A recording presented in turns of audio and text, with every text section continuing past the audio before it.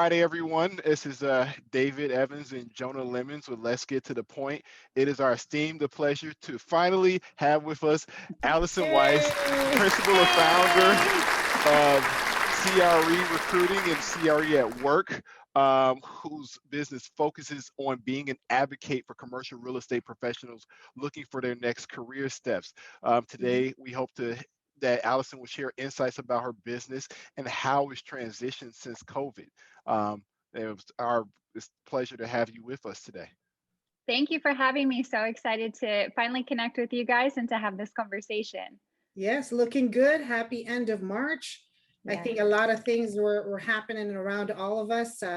So, what's been cooking on your end, Allison? How is that going for you? Sure. So it's been very busy the last, I would say, few weeks and months. Truly since the new year, I think business has changed in a really meaningful way, which is exciting. Obviously, it was a little bit quiet towards the latter half of 2020, and that's probably the understatement of the century. COVID really changed sort of the hiring trends in our industry. But I'm happy to report that, it is a traditionally busier time of the year for hiring in our industry, just due to the fact that many companies pay their bonuses towards the end of Q1, beginning of Q2. And so you have attrition, which is causing some movement. You have new roles that are coming online as companies see positive results and the impacts of a strong vaccine program, and also a change in administration. So I think all of those things have been really positive for the industry, and hiring has picked up in a big way. I've had 3 placements within the last 4 weeks, which is unusually busy, which is great.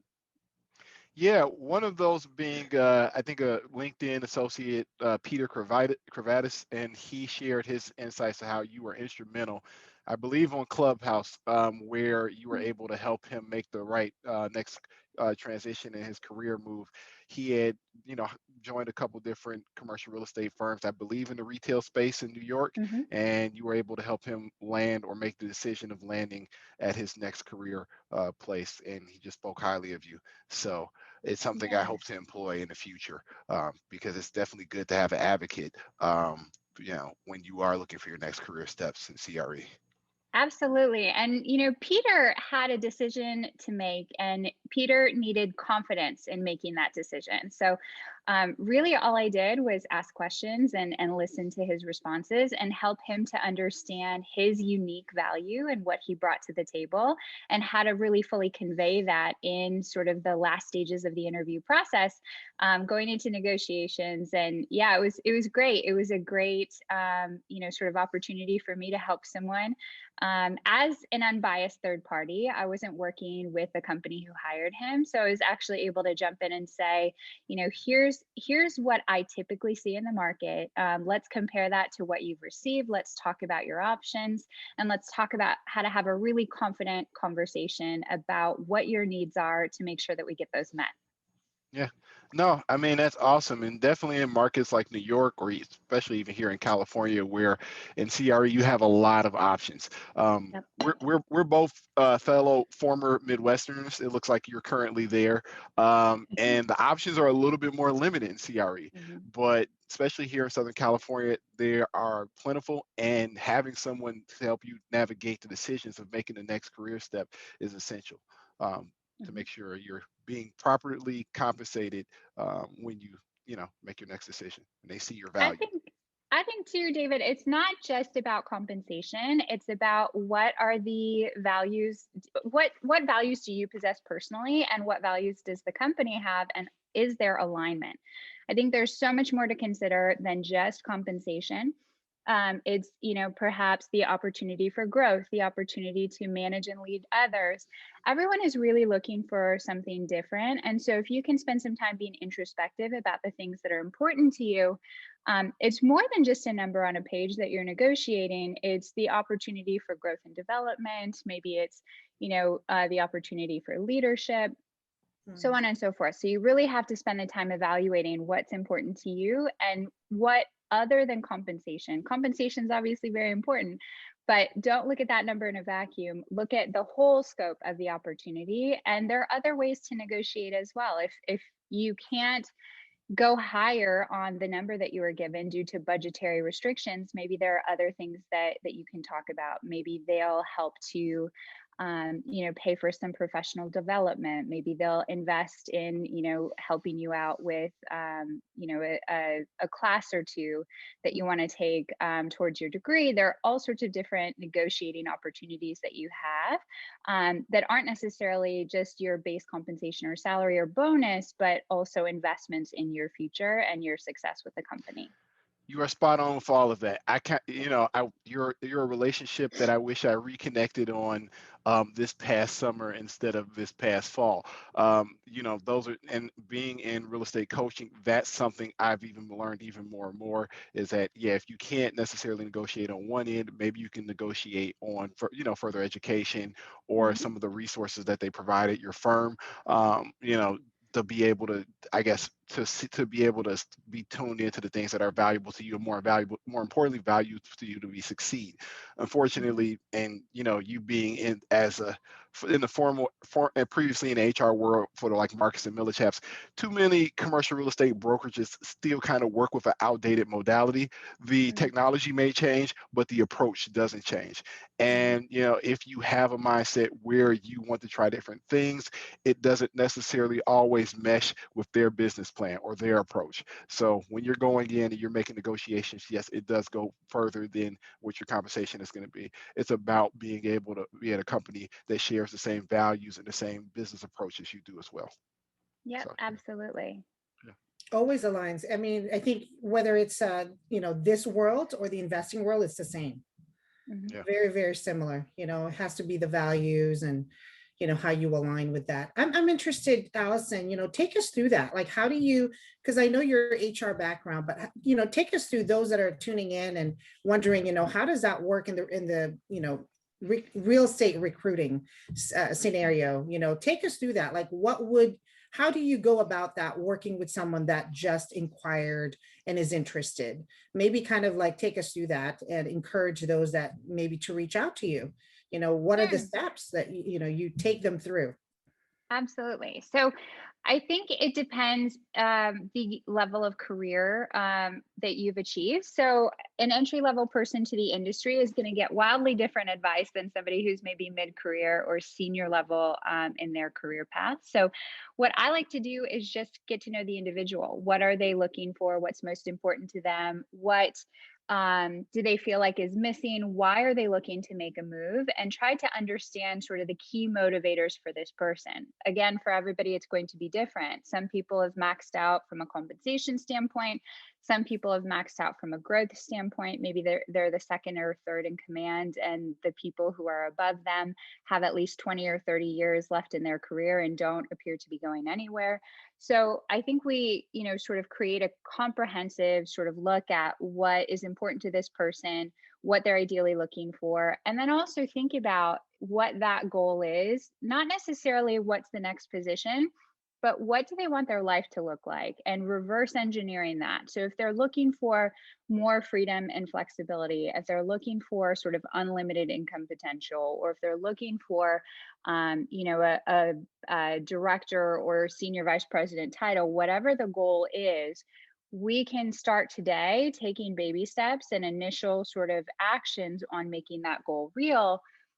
But the problem is a lot of people are just sort of looking at the next step. They're not looking beyond that. They don't have a vision for the future that they're trying to create.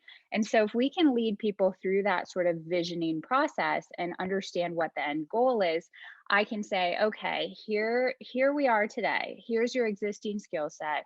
Here's what you bring to the table. Here's all the different things, that a candidate or a client is going to look for on your resume. And here are sort of the logical steps that occur in between where you are today and where you want to be in the future. Where are the gaps, and how can we address those gaps in a really strategic way? So you're not, immediately going out.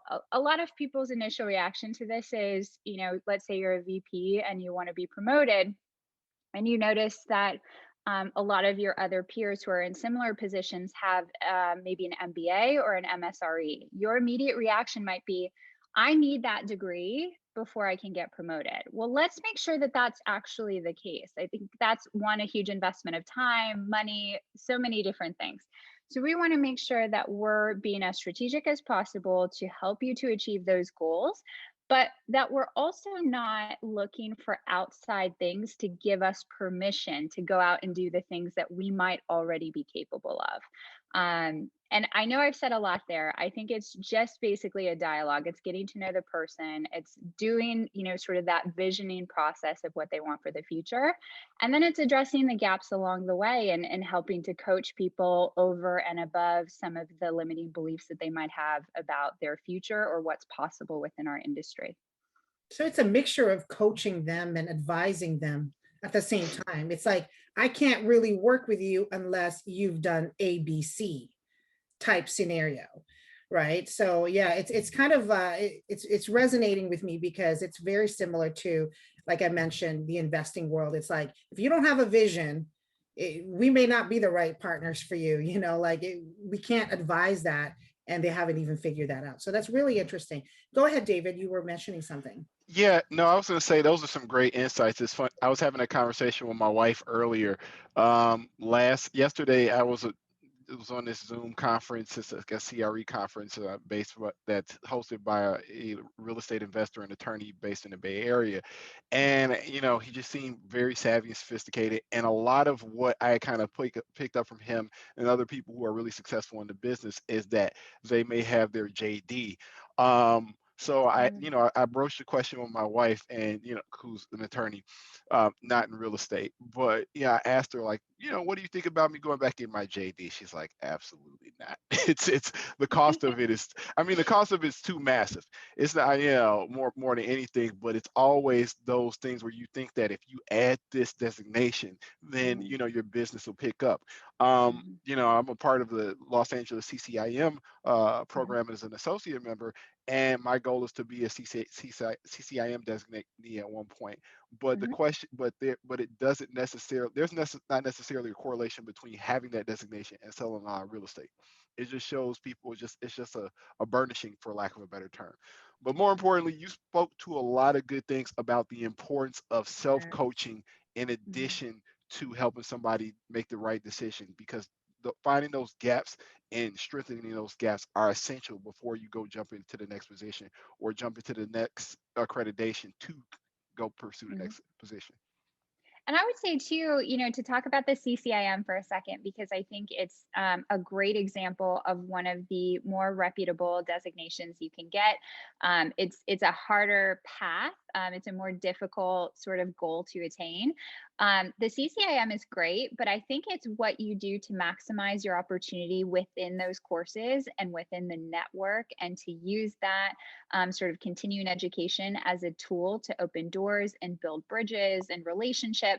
I don't think, a designation or a degree is going to solve all your problems. And I think if you're a person who, knows that there's a gap, maybe you're dealing with a lot of contracts and you feel like a JD would really help you. I would venture to guess that there's some other ways and other courses and other tools available to help you with the contract aspects of the business, or, there might be someone you can pay to sort of coach you up in that particular area beyond the JD.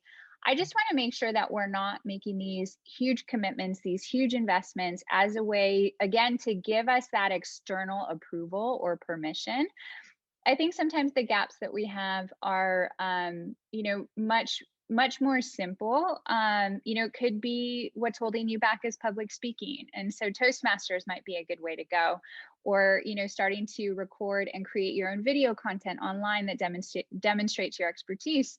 There's a number of different things you can do. Maybe it's Clubhouse. Clubhouse is a great entry point into public speaking because you don't have the video aspect, which makes a lot of people anxious. So it's a great way, again, to address something that really could take you forward in your career. I think public speaking and communication is a massive, massive benefit to anyone within our industry. And so, try those types of things before you go and spend all of that money on a degree. Obviously, there are instances where you need a degree. If you want to be a practicing real estate attorney, go get your JD. There's no there's no way around that. Right. But for folks who are in brokerage, for folks who, a JD isn't required, be scrappy. Find other methods and means. Find people who are successfully doing what you want to do and ask them about how they got there. Most people love talking about themselves and want to give back and help see, sort of the next generation behind them succeed. So leverage those resources before you spend a lot of money or time on something that might not even, do the things that you want it to do. I love how you both, shared that. You said a lot of really good points, Allison. Like, it's not just the actual like the designation or the degree. It's really the time investment. So when you reach that point in your life, like, I mean, David and I have kids, so you can just imagine what you need to transition out just to get a degree or like add on to some of those tasks. And you also, made a really good point to David. Is kind of funny because I can relate, with my husband. He was like, you know what, I'm glad I didn't take my master's, because he was planning to do international business when we met. And he said, I would never, like every time we'd have a conversation, he's like, I would never go back to school. That's what he's saying, is like, if I'm going to take that much time to do that, he's like, I would rather like do something else.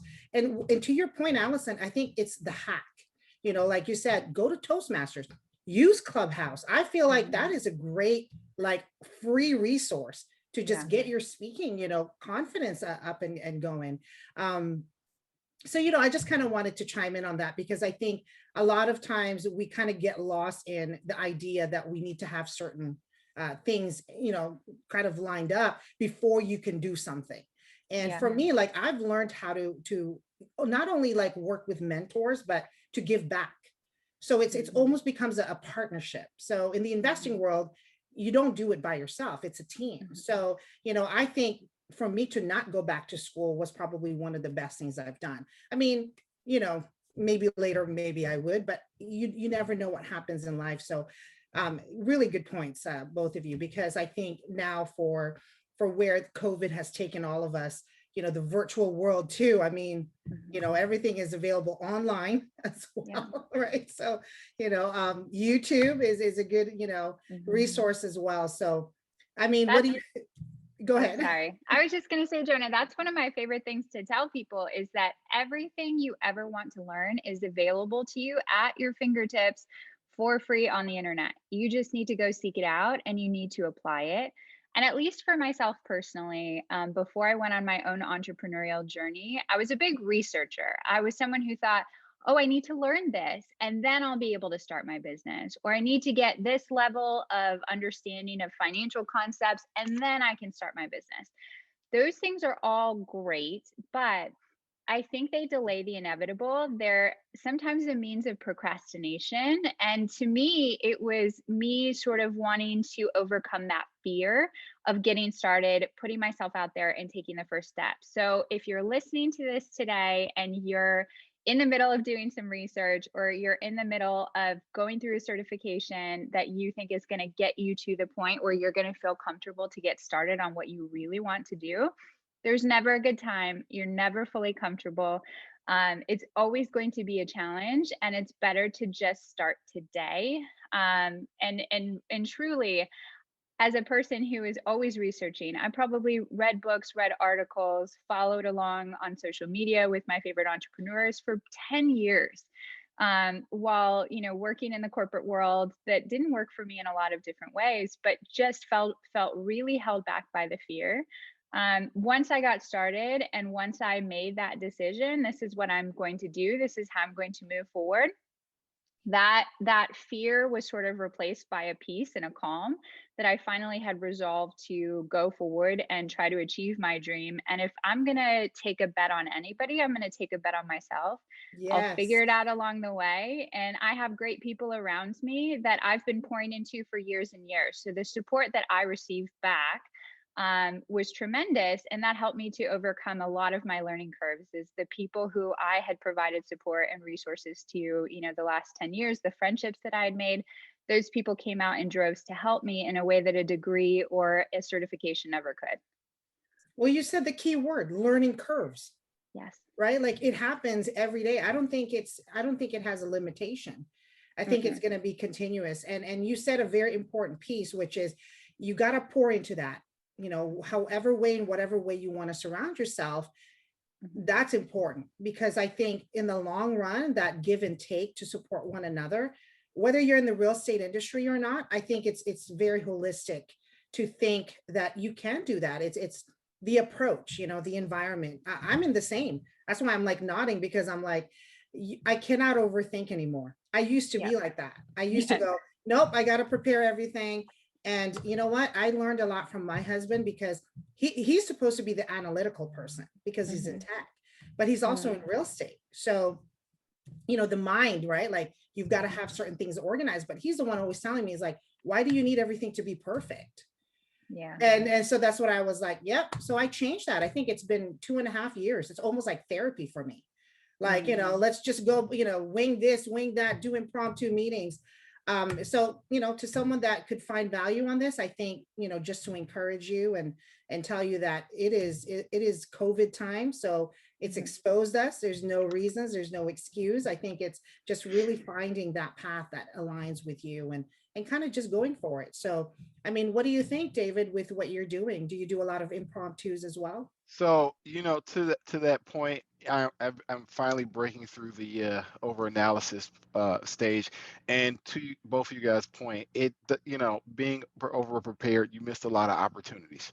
I mean, the right time is always now, as someone told me. So, waiting till you have a certain degree, waiting till you have a certain level of research or background done, you miss out on a lot of opportunities by doing that. And, Yeah. I can definitely attest to that. So. Yeah, And it's if you better need to. help, you can outsource. Yeah, of course. I mean, yeah, and whatever. Yeah, and if you get an opportunity that you feel outside of your skill set, yeah, you can always outsource. You can always get support on the back end. It's better to kind of jump in and look for a light vest on the way down. I'm reading a book called How I Built This, and it's the founding stories of like most of the most well-known entrepreneurs of the late 20th, early 21st century, and a lot of them just said, you know what, they jump out the helicopter and look for their life preserver on the way down. Right. And it's good, yeah. So don't overthink things. Execute. You always have to think about it as that there's someone less knowledgeable and less skilled than you who's actually executing, who's making the calls. And I've seen that.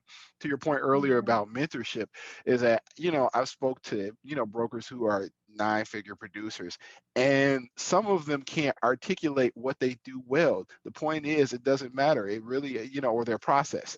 It's just that they execute. And I mean, that's really what matters. It does, they may not be as, educated or, as back as far as you, they may not have all their financial modeling skills together, but they execute. And that's the key difference, that it makes a world of difference, that determines success or failure. You said it. Absolutely. You said it. Yeah. There is no precision in execution. Yeah. Like, right? However way Allison executes as an entrepreneur, that's her thing. How you do things, it's your thing, as long as you're in motion, right? In active motion every day, the pursuit of it. And I think the journey too, like I know we hear that word, but I think it's the process, that experience, right? So it's not gonna be ever ending. So if you're not open to that, that's maybe a deeper assessment, deep inside, right? Yeah, it's also not linear, and that's something that I really learned going out and starting my business. I started my business in the fall of 2019, so September of 2019. And like any sales business, you build a pipeline, and it takes a while for the things in your pipeline to materialize, and then you sort of get to a point where you've got a stream of business, a stream of deals closing and things like that. So going into Q1 of 2020, things were fantastic, and flowing and humming, and very exciting, and all the work that I had put in over the last 6 months was really materializing in a meaningful way. And all of a sudden COVID comes along. And I think for me, one of the things that, one of the silver linings of COVID for me is that I was able to serve a lot of people and step back and focus on, pouring into others that needed support and helping them with the uncertainty of the moment that we were in, and also working with students who had lost internships and people coming out of college at a time where there were very few job prospects and things like that. And two, it made me absolutely bulletproof and fireproof. Nothing else is going to come up that tests me in the same way that COVID has tested me. And effectively, I've restarted a business twice now in 2 years. And so that's actually been an incredible opportunity Yeah. to understand and reflect on, okay, this is what I did the first time. How can we do this more efficiently, more effectively? What is actually my zone of genius in my business? What are the things that I'm best at, the things that I need to do? And then what are the things that actually I'm not well served by doing, and also, others are better at, and figuring out how can I put into place systems and processes and automation, and a team structure that really allows me to spend ideally 80% of my time on the things that light me up, the things that I'm uniquely qualified to do, the parts of the business that really need my unique voice, my unique skill set. And then everything else, let's figure out who are the right people, who are the best people for those jobs, and let's create something that's sustainable and creates wealth for more than just me, which was always my vision, not just to be one person, in an office somewhere, but to create a team and an ecosystem that really is supportive and gives other people opportunities to really learn this unique side of commercial real estate, which not a lot of people get to see. You No, said no, it. yeah, no, that's great. Allison, quick question for you. In Yeah. your times where you're kind of coaching slash advising clients, I don't know, what some insights were you shared for them, for lack of a better term, get in the zone? I know where I'm going with this is that both Jonah and I have children, and so our day or Mm, our schedules constantly, I'm sure, have to transition and have to adjust for our children's needs. Both of us have working significant others, and mhm. their time a lot of cases has to be protected. So you Yeah. want to support them, but at the same time, carve out time for yourself to be able to do the things where, so you can earn, a living. So what's is there anything any insights you could provide for the people that you're working with to kind of get them to make that position to be back on and to do the things they Mhm. need to do? So case in point, like personally speaking, after I deal with screaming children or I deal with an emergency, right Yeah. before this call, one of my kids had poked himself in the finger with a knife and had to Hi. go see had to go find out why that, what was the backstory behind that. But how do you position from that transition to that to, getting on the phone and calling strangers? Yeah. What's the switch? Or maybe, if I don't know if you've, personally been able to share that with a client, or a client share that with you, as far as Yeah. how do you transition? Because to kind of not go too far off the topic, but I was on a clubhouse call yesterday with my coach, and Mhm. he just pretty much said my kids understand boundaries, and somebody else said the Mm. same thing. And when you have children and they don't necessarily understand boundaries, you still have to attend to them. But how do you position yourself, or flick the switch back on to be business, to be engaged in your business? So that's something personally I've had a trouble with. That's such a great question. And I think transitions are really the key in ensuring you're as productive and as present as possible to the task at hand. And I think it's great for your friends who have kids that understand boundaries.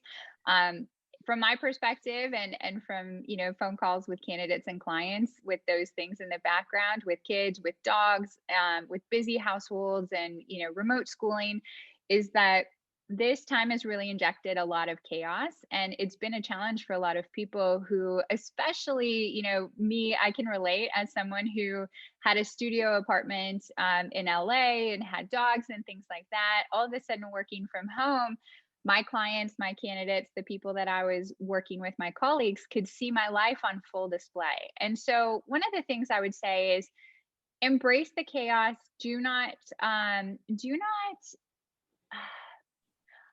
I guess, let me think about how to say this. I would not feel too badly about the fact that you're an actual human who has other responsibilities, other demands on your time.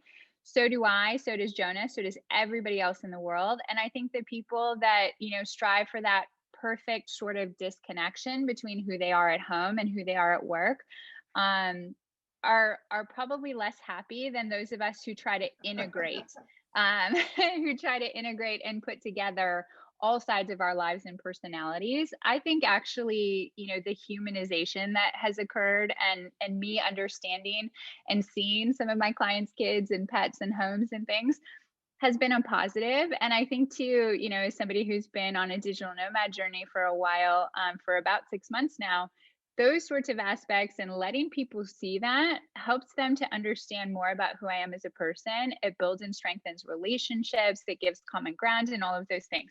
So as much as possible, if you can focus on, delineating like what are work hours, what are office hours. Some examples I've seen people do, is putting up signs in the house, is having some sort of strategy where, kids have an indicator. They know at what point a situation needs to escalate, where they interrupt and break those boundaries. That can help, but kids will be kids. And I would say as much as possible, if you can give them your undivided attention when it is a non-work time, and they feel really fulfilled by those interactions, I think they do less of the seeking out of you during the work hours if they feel like they're getting the unfiltered attention. That's a challenge because people are always on their phones. They're always answering calls during family time. They're responding to emails and things like that. So as much as you can avoid those things and be really present during the non-work times, I think that helps to eliminate some of the distractions that occur during prime work times, if that makes sense. Makes complete sense. Thank you. Yeah, It's the great human question. side, so you should never have to feel bad or apologize for it. I mean, Yeah. there's a difference in being rude to your meetings, and there's Yeah. a difference in living a normal life. Like for me, my plan is to build my team and hire women who have kids. Yeah. Like that's what I look forward to. That's part of my vision. So to me, it's like when I went through that younger phases, like my kids are a little older than David, so I can relate absolutely 100%, because I remember having my daughter on my lap while I would work. Yeah. But it's part of being human. So I think you should never have to adjust that. And to that note, because you both shared so much, that's just like hitting like so much for me. My best take on this is COVID exposed all of us. So there's no such thing as wearing a tie and perfect schedule and no interruptions. So that's what COVID has shown us. So anybody that's trying to do that, they're trying to fool themselves and others. So it's real talk. Yeah, I would say too, I'm not for everyone, and that's okay. And so if I'm trying to, bend myself into a pretzel to adhere to somebody's ideal of what a recruiter or a woman in commercial real estate looks like, I'm going to please nobody and I'm going to make myself miserable. So I know that my personal brand does two different things. It attracts the people and opportunities that are for me, and it repels the things that are not. So some folks are not going to resonate with me saying things like commercial real estate is too white. That's going to rub some people the wrong way. But to me, that's the truth. And I want to work with people who align with that and who believe that we're stronger and better when commercial real estate actually matches and looks like the communities that we serve. So again, if I'm worried about being politically correct, or if I'm worried about making people happy or whatever, I'll attract those types of clients, and those types of clients will probably make me miserable in return, because that's not really who I am. But if I talk about my values, if I talk about the things that are important to me, I'll attract more people who feel the same, and I'll repel the people who are not interested in that message and my values. 100%.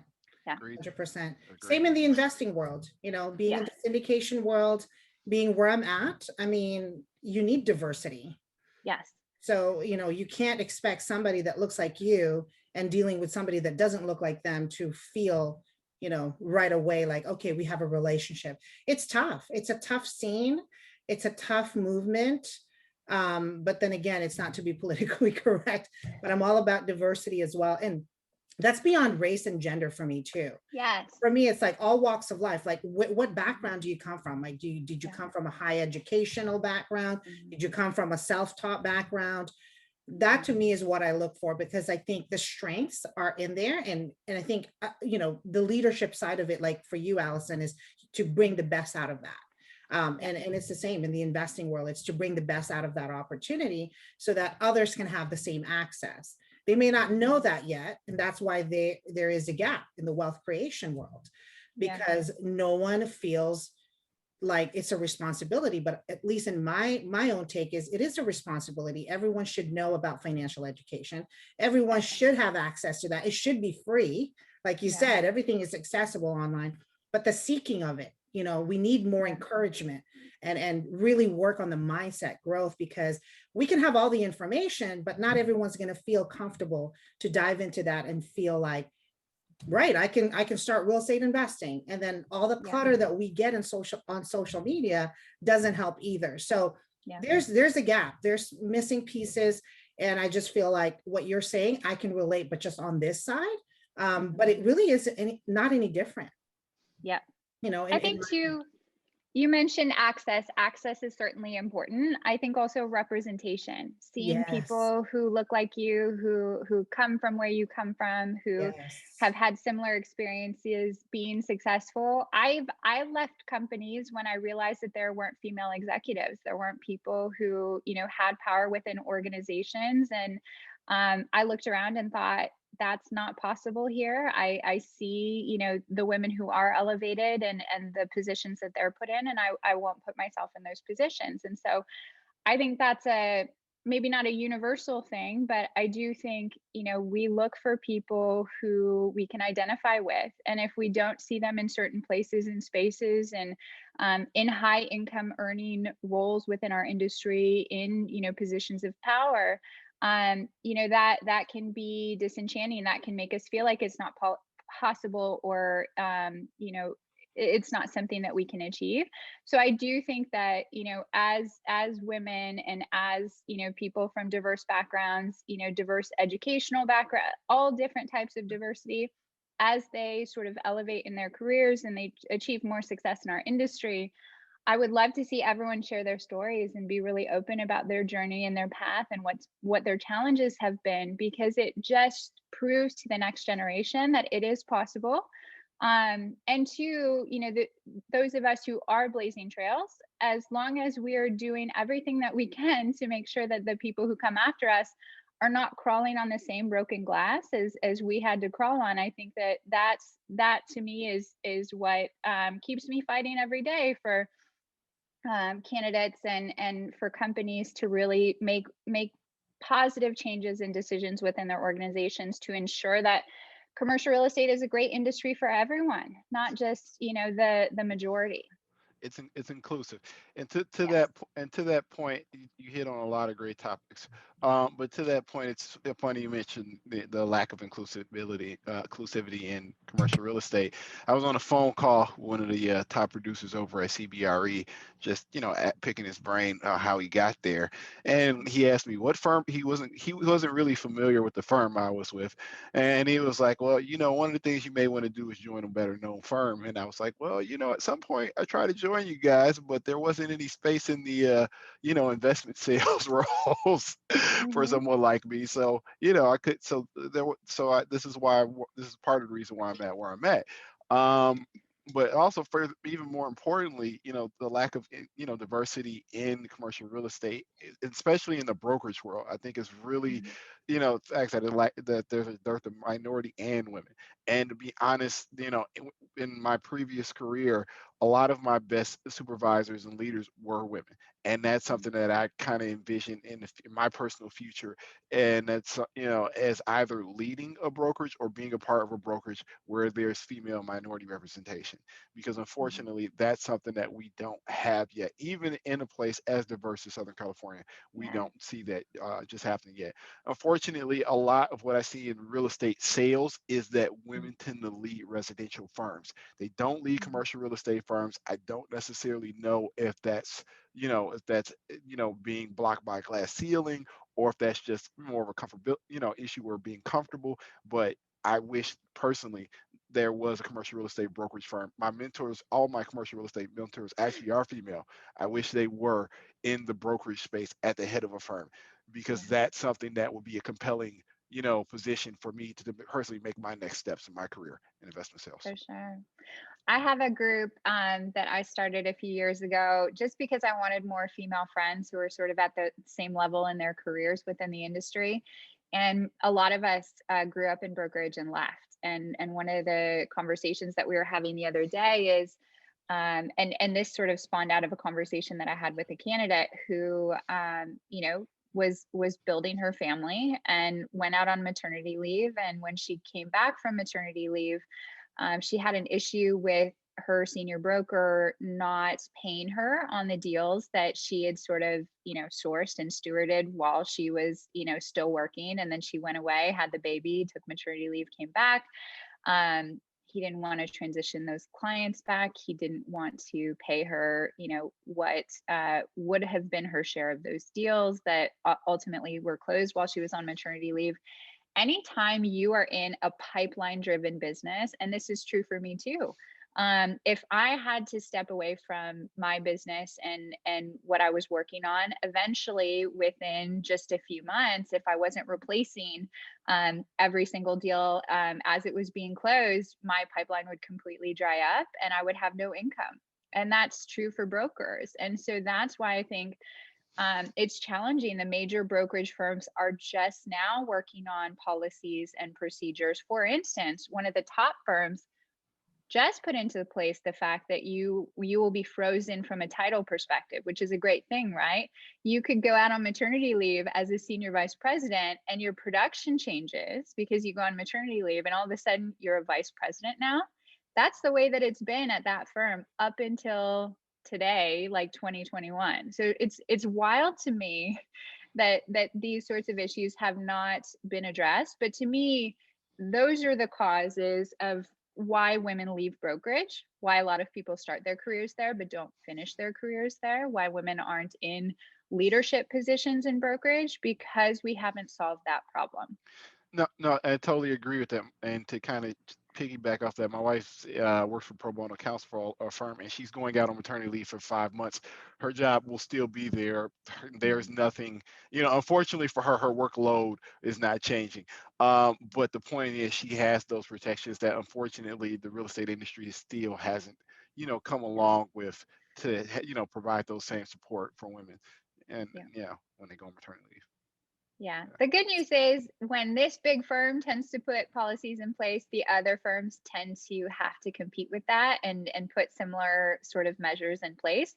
From a recruiting and a retention standpoint, I mean, this would be a great way for, other firms to be leaders, to solve this problem, to come up with solutions that are not just palatable, but make people excited to return to work after maternity leave. I think, if I was the person going out on maternity leave and I knew I was coming back to an empty pipeline, and maybe my clients had been managed and transitioned to someone else in the interim, I'm not that enthusiastic about coming back and starting from scratch again. So if we can solve those types of problems within commercial real estate, I think everyone is better served.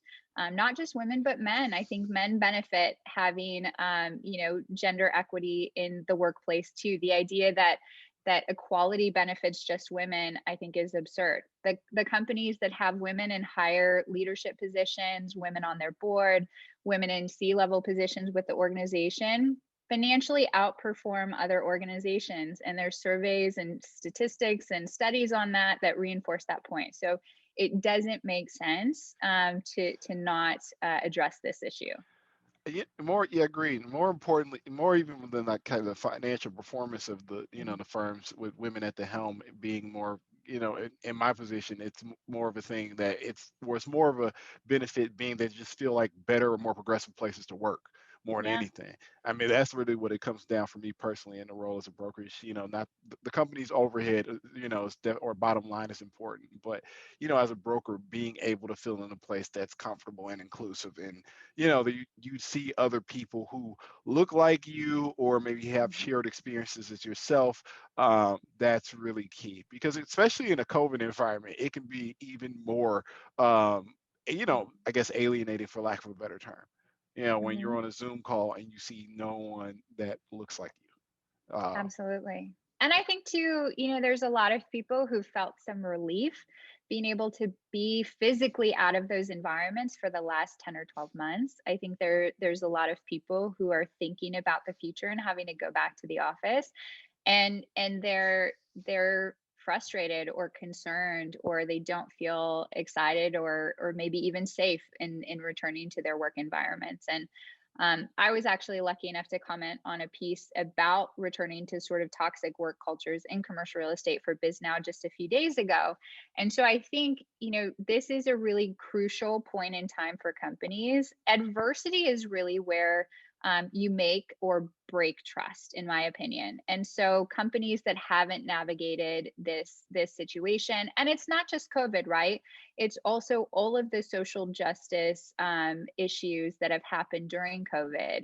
It's really what we experienced as a company, and how companies either supported people through that or maybe performatively, supported people through that.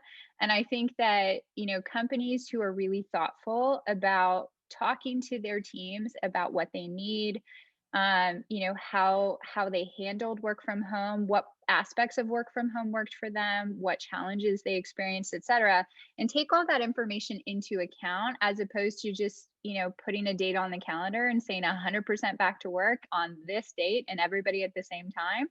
I think those companies will fare better in retaining the people that they want to retain, because talent has options, and it's not just commercial real estate you're competing with anymore. I think anytime there's a massive disruption in the market, like COVID or like the last recession, there's a lot of folks who look outside of our industry for opportunities due to the volatility. So we've got to be smart as an industry in taking care of our employees and our people, because otherwise we're going to have huge gaps from a talent perspective moving forward into the future. Agreed on that. So many points. And to your point, when I hear you kind of share about the companies that are ahead of the ball when they're dealing with social justice issues, the firm my wife works at, every time there is something that happens in the news, they have a webinar presentation that talks about it.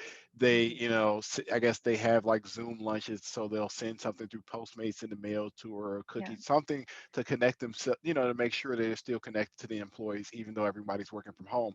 I think that one thing that would probably benefit commercial real estate firms to kind of deal with the poaching and high attrition rates is to Yeah. be able to be make sure that they're connecting with their agents even when they are working from home, because that's something that personally I don't at any of the firms that I worked at, I don't see. No one's calling to say, hey, how are things going? Why, I see maybe your performance is down. Why is that happening? There's no Yeah. outreach that occurs, so you end up being, and as a broker, having a very opportunistic mindset where you think, okay, well, you know what, this other firm's offering me, more money, or they're offering me more resources, more tools. Yeah. I may go there because I don't have an emotional connection to this company that I'm with, Exactly. because especially during this past year, they haven't checked in on me to see how I'm doing, how I'm, Yes. hanging. They, all their mind is, pretty much on their bottom line. Or Yes. the second part of it is they haven't been able to successfully transition to doing events or connecting with their people who are Yes. working from home, and they still do, may have online, in-person events, but they don't have those same options or a level of connection for people who are with the brokers that are working from home. And it ends up creating Absolutely. this place where somebody, starts doing well, another firm, whispers in their ear, presents the shiny object to them, and they go there because they don't have that connection, Yes. especially in an environment where they've been at home, to your point, for the last Yeah. year. So they've lost that connection. There's a good chance, if they're at one of the larger firms, that they might have also lost a lot of the support that part of their split is, reserved to pay for. So if you're paying 50% to the house today and you're not getting the same marketing or research or administrative support anymore, and your business is suffering and nobody cares to pick up the phone and ask why, or to talk to you about strategy or business planning, or jumping in and sort of rolling up their sleeves to get alongside you and help you to look under the hood and figure out where's the bottleneck, where's the issue, how can we fix this. Yeah, you're going to take those phone calls for sure, David. I think that emotional connection, anytime there's adversity, it's an opportunity to build or break that trust in that relationship. And so, when there was the shooting in Atlanta, that was targeted towards the Asian community, if you have Asian brokers, Asian staff members, people in your company, this is an opportunity to reinforce that relationship. Don't do it if you don't actually mean it, because it has the opposite impact that you want it to. And I see Jona laughing, and she agrees, I think.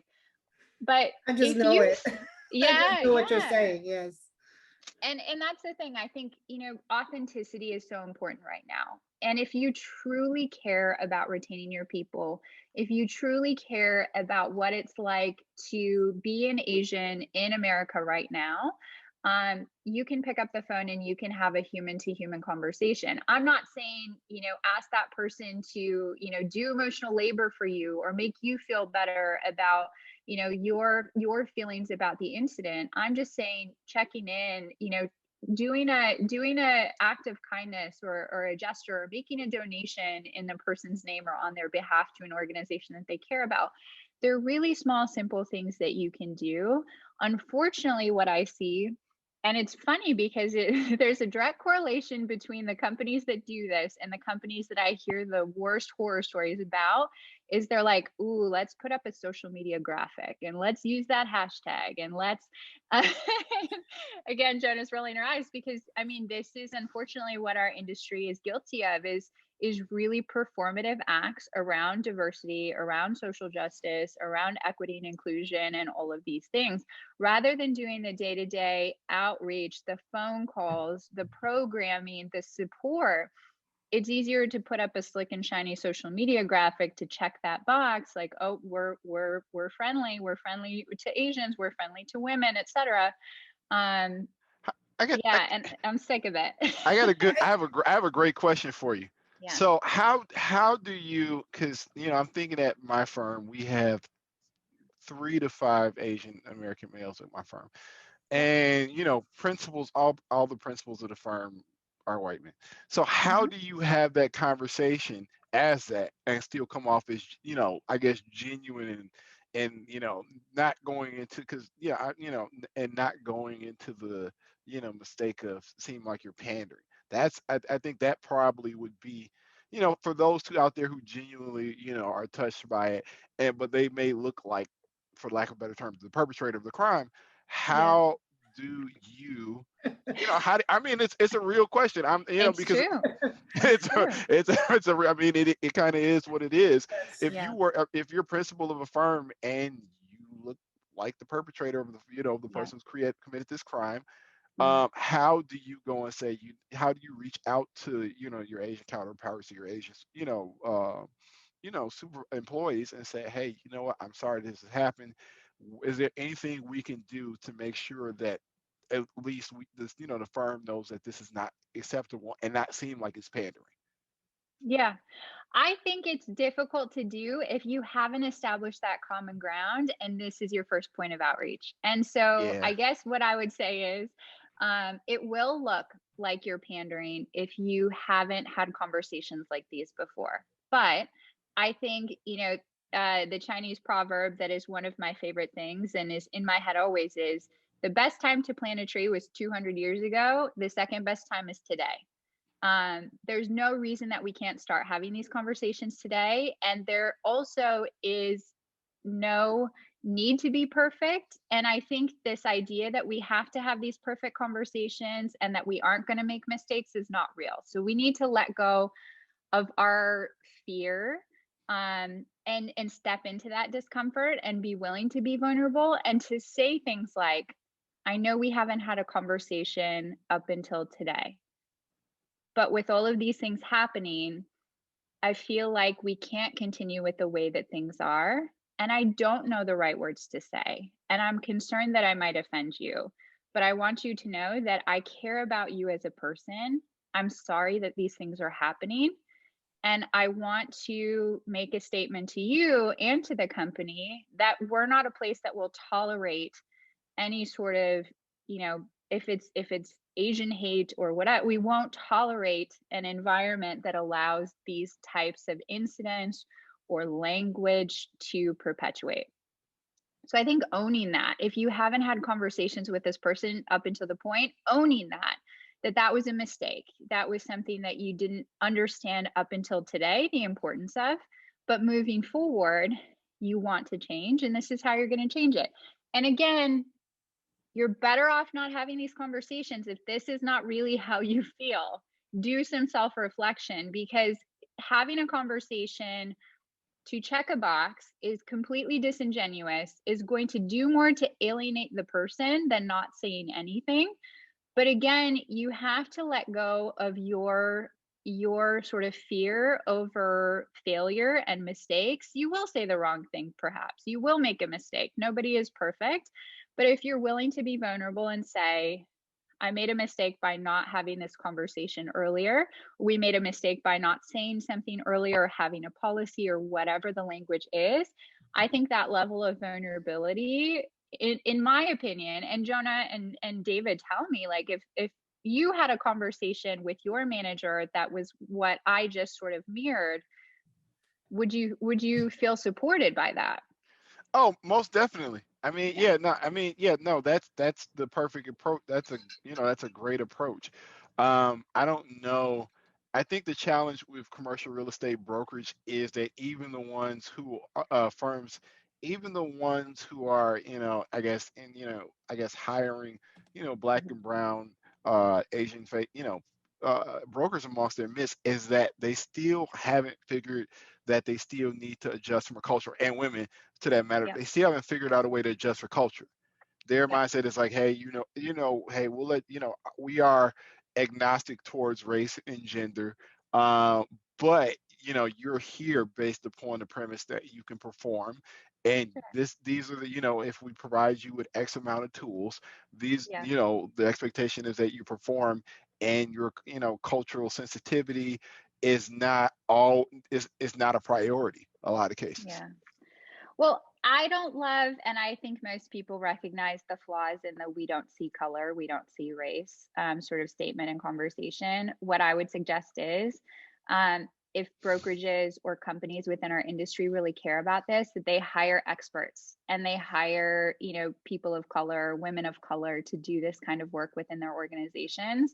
They put their money where their mouth is. They don't just post on social media and, choose the right hashtags, but they actually make an investment in creating a space that is friendly to everyone and is conducive, not just to friendliness and certain people in certain roles. And as a woman, I would always look around and say, okay, like, all of the admins are women, none of the brokers are women, or none of the vice presidents are women, or what have you. But a place where they can actually achieve greater career growth, greater income growth, titles, all of those sorts of things. And that, to me, is not just having one-to-one conversations, but that's real systemic change within an organization.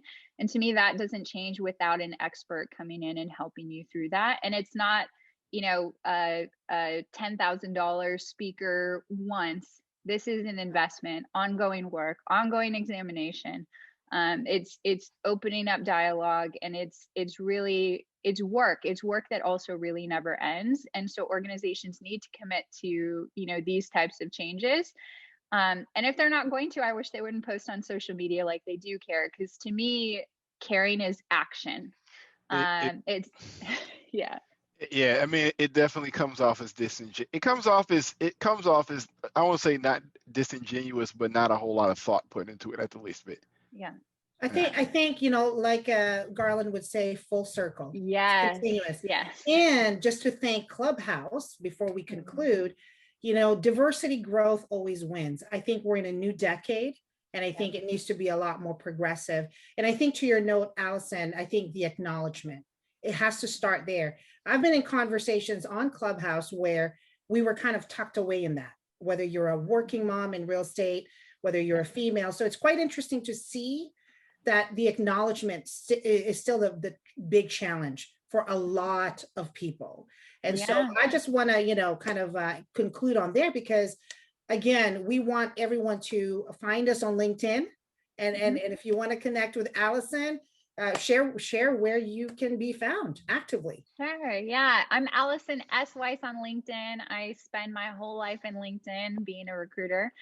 So connect with me there. I'm also active on Instagram and Clubhouse and would love to hear from you if I can help you in any way, shape, or form. I love to help people grow thriving careers in commercial real estate and companies too. Love it. Love it. This conversation has been so insightful. Glad we finally had you here, Allison. And David, thanks for co-hosting as always. And yeah, we will have many more conversation on this. I think there's a part two. Part two, for sure. Love right? it. So for now, we will get to the point. Thanks, everyone. Thank you, guys. Bye. Thank you. Thanks. Have a good weekend.